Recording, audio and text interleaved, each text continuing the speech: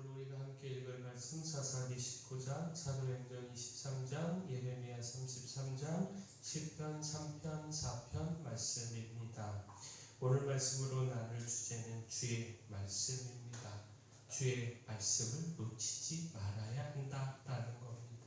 주의 말씀으로 힘 있는 삶, 소망의 삶을 살아가야 한다라는 겁니다.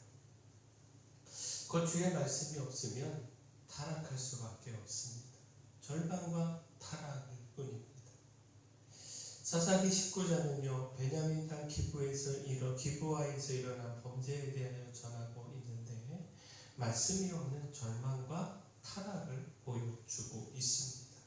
진정한 왕이요 통치자 되신 하나님을 인정하지 않고 그 다스림 안에 거하지 않으며 자기 소견대로, 자기 소견에 옳은 대로 행했던 이 사사시대의 암흑의 상황을 보여주고 있습니다.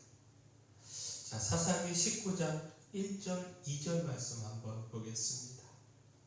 이스라엘의 왕이 없을 그때에 에브라임 산지 구석에 거류하는 어떤 레위 사람이 유다 베들레헴에서 첩을 맞이하였더니 그 첩이 행음하고 남편을 떠나 유다 베들레헴 그의 아버지의 집에 돌아가서 거기서 넉 달 동안을 지내매.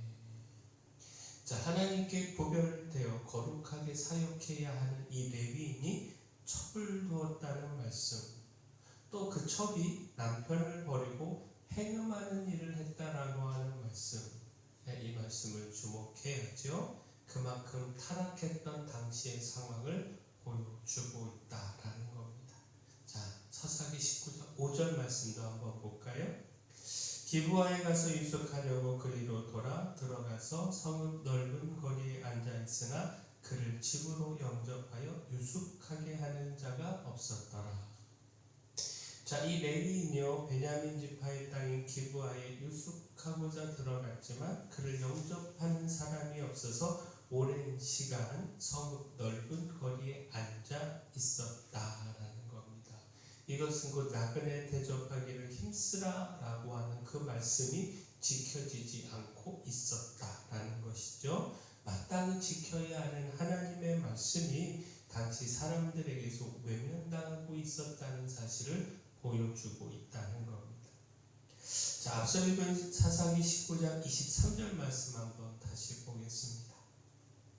집주인 그 사람이 그들에게로 나와서 이르되 아니라 내 형제들아 청하노니 이 같은 악행을 저지르지 말라. 이 사람이 내 집에 들어왔으니 이런 망령된 일을 행하지 말라. 자, 어렵게 이 레위인을 영접하는 노인이 있어서 그 집에 유숙했지만 한밤중에 레위인과 관계하겠다라고 하는 불량배들이 있었음을 말씀하고 있는데 그 불의한 일을 아무 거리낌 없이 행하겠다고 하고 또 이 악행을 막고 제지하는 사람이 없었다는 것, 이것에 주목을 해야 합니다. 그만큼 이 시대가요 돌이키기 어려울 만큼 타락했다라는 겁니다. 자, 이 시대의 타락상은 이후의 말씀에서 더 분명히 확인할 수가 있는데 곧 노인은 서슴없이 자신의 딸과 레위인의 첩을 내어주겠으니 그들을 욕보이든지 마음대로 하라고 하고 또 레위인은요 자기 살겠다고 자신의 첩을 불량배들에게 내어주고 불량배들은 그 첩을 밤새도록 능욕하고 그리고 이로 인하여 첩이 죽자 레위는 이 문제를 처리하겠다고 그 죽은 첩의 시체를 12조각 내어서 이스라엘 각 지파에 보내고 자, 결국 이 모든 말씀은 하나님의 말씀이었고 그 말씀의 기준대로 살아가지 않고 자기 생각에 옳은 대로 살아갈 때 얼마나 돌이킬 수 없을 만큼 타락하게 하는지 이것을 보여주고 있다는 겁니다. 거기에는 소망이 없고 오직 불의함과 제약으로 인한 절망뿐일 수밖에 없다라는 겁니다. 따라서 말씀을 놓치지 말아야 합니다. 말씀을 놓치면 타락과 절망의 삶, 이 삶을 살아갈 수밖에 없다라고 하는 사실을 기억하고 말씀을 붙잡아야 한다라는 겁니다. 곧 말씀을 붙잡으면 그 말씀이 소망이 됩니다. 자, 예레미야 33장은요 예루살렘과 유다의 회복에 대한 말씀, 약속의 말씀입니다. 하나님은 시위대 뜰에 갇혀있는 예레미야에게 얼굴을 가리어 돌아오지 않았던 예루살렘 성읍을 치료하며 고쳐 낫게 하고 또 유다와 이스라엘의 포로들을 돌아오게 할 것이라 말씀하셨습니다. 그 성읍을 기쁨과 찬송과 영광과 축복의 성읍으로 회복시킬 것을 말씀하셨습니다. 자, 예레미야 33장 6절에서 9절까지 말씀 보면요. 그러나 보라 내가 이 성읍을 치료하며 고쳐 낫게 하고 평안과 진실이 풍성함을 그들에게 나타낼 것이며 내가 유다의 포로와 이스라엘의 포로를 돌아오게 하여 그들을 처음과 같이 세울 것이며 내가 그들을 내게 범한 그 모든 죄악에서 정하게 하며 그들이 내게 범하며 행한 모든 죄악을 사할 것이라.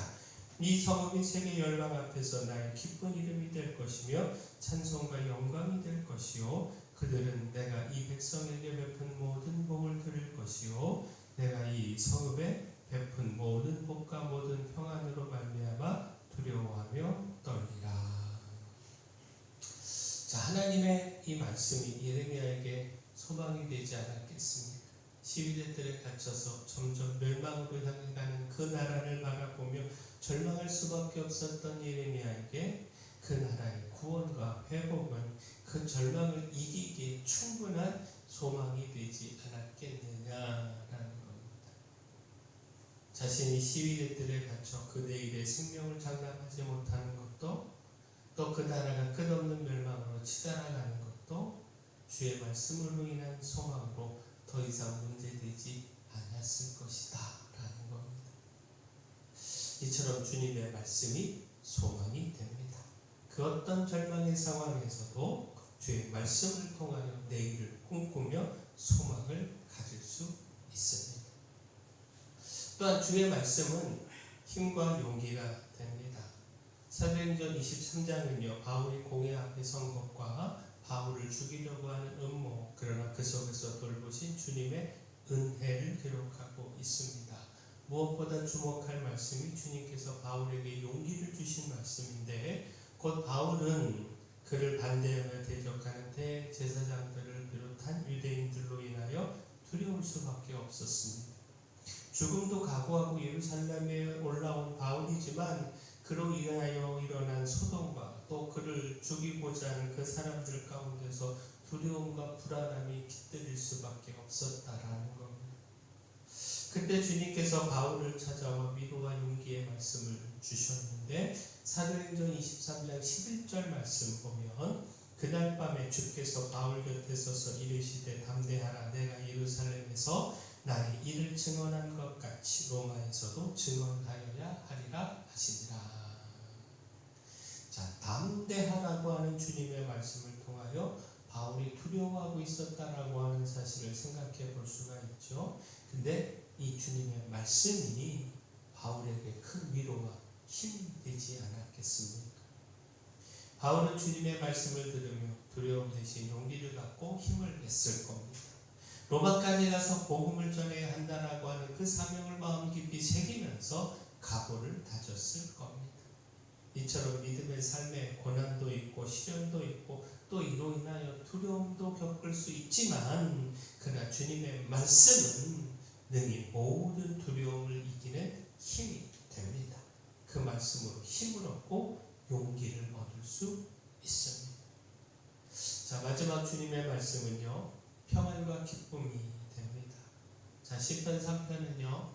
아들 압살롬의 반역으로 인하여 다윗이 왕궁을 버리고 급히 도망하는 중에 쓴 시이고요. 시편 4편은 자신의 힘이 아니라 하나님을 신뢰해야 함을 노래하는 시입니다. 여기서 주님의 말씀이 평안이 되고 기쁨이 됨을 보여주고 있는데 주의 말씀이 어떤 환난과 위기의 상황에서도 두려워하지 않게 하고 그 무엇과도 비교할 수 없는 기쁨을 누리게 함을 전하고 있습니다. 시편 3편 6절 말씀 보면 천만인이 나를 애워싸 진친다 하여도 나는 두려워하지 아니하리이다. 천만인이 애워쌌습니다. 두려울 수밖에 없는 상황, 수많은 대적들로 인하여 두려울 수밖에 없는 상황이지만 다윗은 하나님 앞에 도움을 구했고 그 주신 응답 곧 말씀 속에서 평안함을 누릴 수 있었습니다. 시편 4편 7절 8절 말씀도 보면요, 주께서 내 마음에 두신 기쁨은 그들의 곡식과 새 포도주가 풍성할 때보다 더하니이다. 내가 평안히 눕고 자기도 하리니 나를 안전히 살게 하시는 이는 오직 여호와이시니이다. 자, 주께서 주신 기쁨은요, 주님의 은혜와 응답 속에서 누리는 기쁨입니다. 공공함 중에 다윗은 기도했고 주님의 응답을 확신하며 기쁨을 누릴 수 있었다는 겁니다. 또한 주님의 돌보심과 보호하심을 확신하면서 평안을 누릴 수 있었다라는 겁니다. 자, 우리의 삶에 혼란이 있고 고난과 두려움의 상황도 있지만 우리는 하나님 앞에 기도할 수 있고요, 하나님은 그 기도를 들으시고 응답의 말씀을 주십니다. 바로 그 말씀이 우리를 평안하게 하고 기쁘게 합니다. 아직 상황은 변하지 않았어도 주의 말씀이 있으면 그 말씀이 확실한 말씀이기에 평안할 수 있고 기뻐할 수 있습니다. 자, 주의 말씀을 놓치면 타락과 절망의 삶을 살아갈 수밖에 없습니다. 그러나 주의 말씀을 붙잡으면 그 말씀이 소망이 됩니다. 힘과 용기가 되고 평안과 기쁨이 됩니다. 바라긴 우리가 말씀으로 소망의 삶, 담대함과 평안과 기쁨의 삶 살아가기를 소원합니다. 사랑의 주 하나님, 주님의 말씀으로 죄와 불의를 이기고 소망의 삶을 살기를 원합니다. 어떤 두려움의 상황에서도 넘어지지 말고 주께서 찾아와 주시는 말씀으로 힘과 용기를 얻게 하시고 주님 주시는 소망의 말씀을 믿고 붙들어서 절망을 이기고 평안과 기쁨의 삶을 살아가게 하여 주시옵소서. 교회 내 연약한 모든 분들 주님 그 강력한 손으로 안수하시고 치료하여 주시옵소서. 교회를 위하여 기도합니다. 이 마음의 소금으로 빛으로 사명 잘 감당하게 하여 주시옵소서. 주님께 영광 올려드리는 교회 되게 하여 주시옵소서. 모든 것 주님께 맡겼고 예수님 이름으로 기도합니다.